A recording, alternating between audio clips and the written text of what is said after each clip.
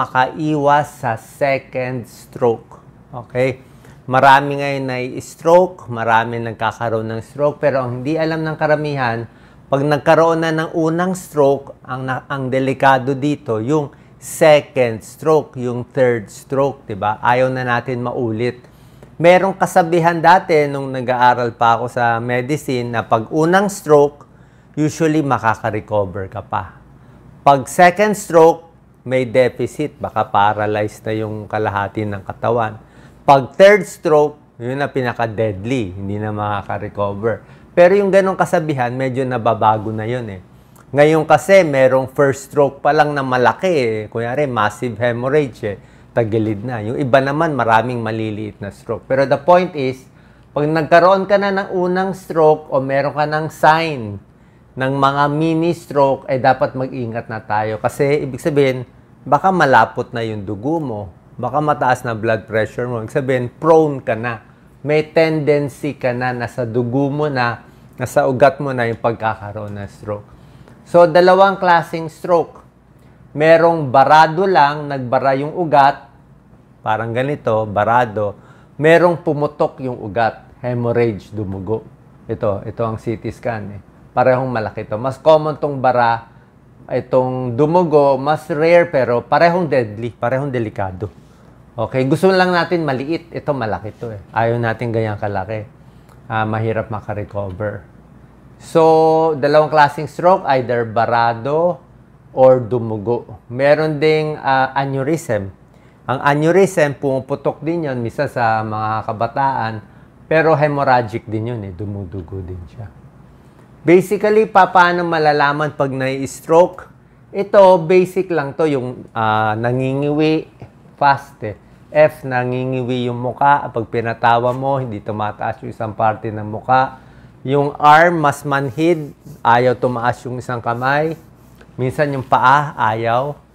Speech, mas bulol. Minsan walang balance. Tapos dadalhin agad sa ospital. Pero, ang nililinaw ko, itong mga sintomas, pang malaking stroke yan. Pang malaking stroke. Pero yung binabantayan natin yung mga mini stroke, yung mga lacunar infarct, yung mga TIA na tinatawag. Yung mga maliliit na stroke kasi, maliit din ang sintomas. Like kung maliit yung stroke, pwedeng manhid lang dito sa may balakang. Kala mo, kakaupo mo. Yung iba, manhid lang yung paa, pero stroke na pala. Yung iba, wala lang balance, o biglang hindi lang makakita sa isang part ng mata, stroke na pala. Yung iba, mga maliliit na stroke, parang ano lang, nag-iba lang yung ugali, iba yung sinasabi, mas makalimot, yung pala nagbabara na. Kasi nga maliit eh. Ito, pang malaking stroke to. So, hindi mo masasabi. So, titignan natin yung risk factors.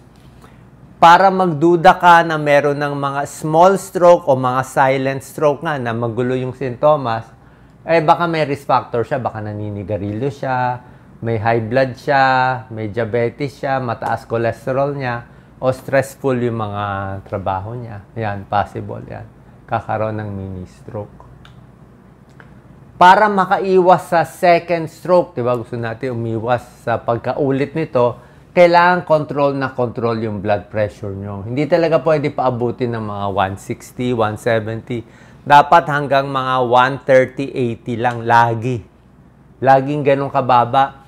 Hindi pwede sa gabi, 120-80, sa umaga, 170/100. Hindi pwede ganun. Dapat buong araw mababa.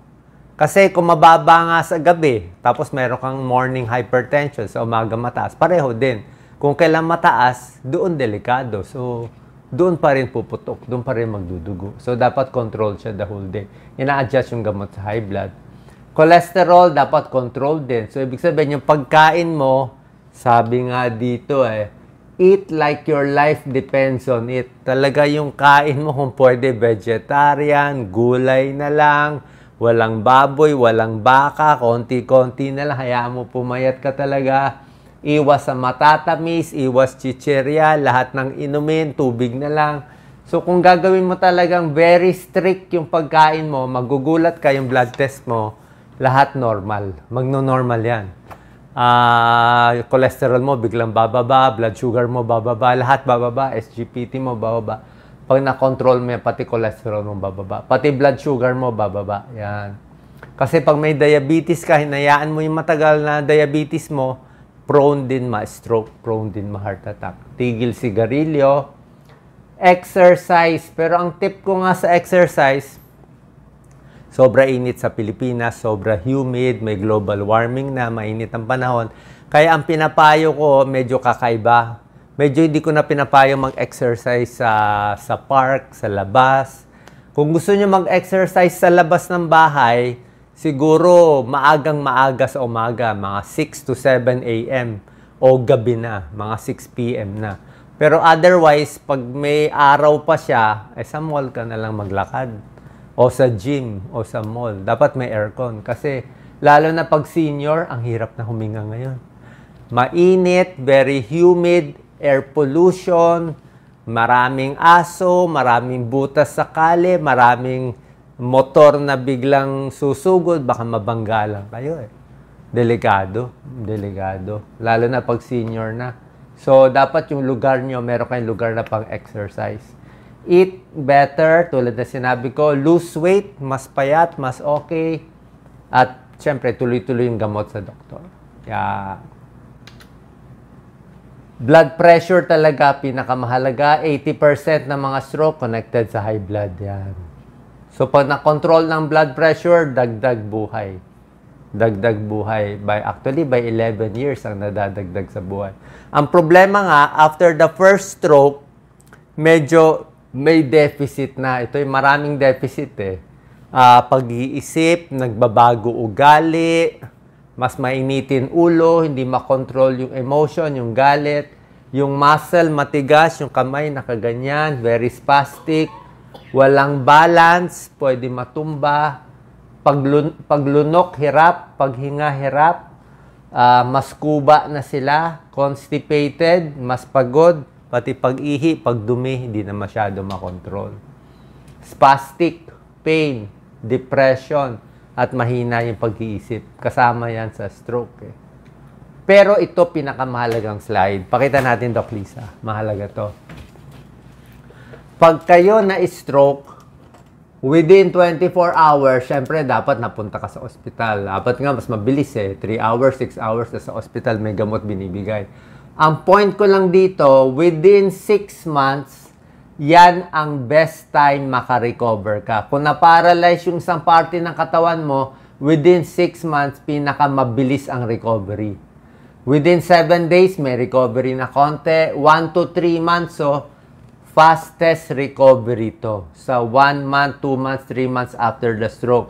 Hanggang 3 months to 6 months, continuous recovery phase. Ang problema, after 6 months, mabagal na. Kung ano pa natitirang panghihina ng katawan, mahirap na gumaling after 6 months. After 1 year, medyo mahirap na. Pwede pa gumaling, pero mabagal na. Okay? So, ang point ko lang, huwag madidepress first 6 months, huwag tayong magtitipid. Diyan mo kailangan yung gamot, yung physical therapy, kailangan magsipag sa doktor. Dapat dito ka humabol. After 6 months, pwede pa rin naman humabol. Dapat tuloy-tuloy. Pero yung first 6 months, pinakamahalaga. Self-care, eat right, proper posture pag sa stroke, aerobic exercise, tamang tulog, bawas stress, bawas depression. Yan, may mga therapy na ginagawa. Exercise, sabi ko nga, di ba, sa malamig na lugar lang para hindi hingalin. Ano, manage diabetes at gamutin ang stroke din ngayon, napapansin nila, mas common sa kabataan. Dati, bihira ang stroke sa edad edad 15 years old, 20, 30, 40. Dati, konting-konti, mga 20 years ago, bihira na yung stroke. Pero kita mo, tumataas. Tumataas na yung stroke sa edad 15, 20, 30, 40. Dumadami. Bakit dumadami? Ito mga possibilities. Minsan nga, walang cause eh. Unknown eh. No? Sa kabataan, unknown, cryptogenic. So, yung iba sinasabi, mas malapot ang dugo, baka mas hindi healthy yung pagkain, mas mahina yung ugat, o baka may butas sa puso nung pinanganak, may rheumatic heart disease.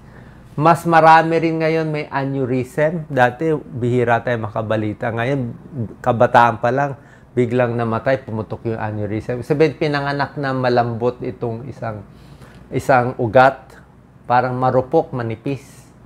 Polycystic kidney disease, 50% higher risk din for aneurysm.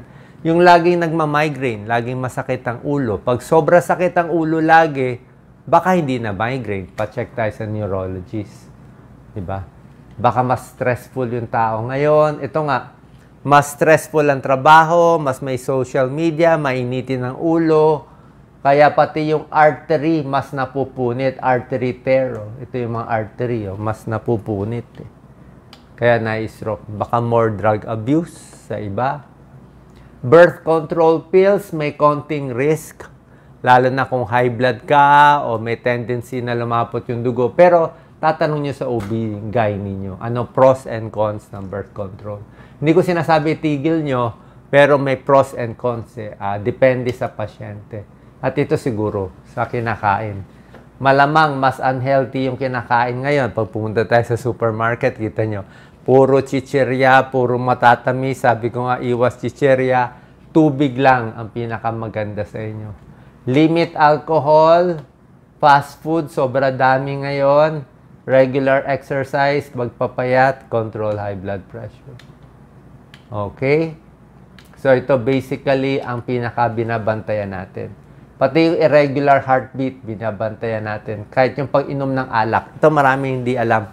Yung pag-inom ng alak, delikado din. Yan, no? More alcohol na iniinom, higher risk for stroke. So sana po nakatulong to. Makaiwas tayo sa unang stroke at sa second stroke. Salamat po.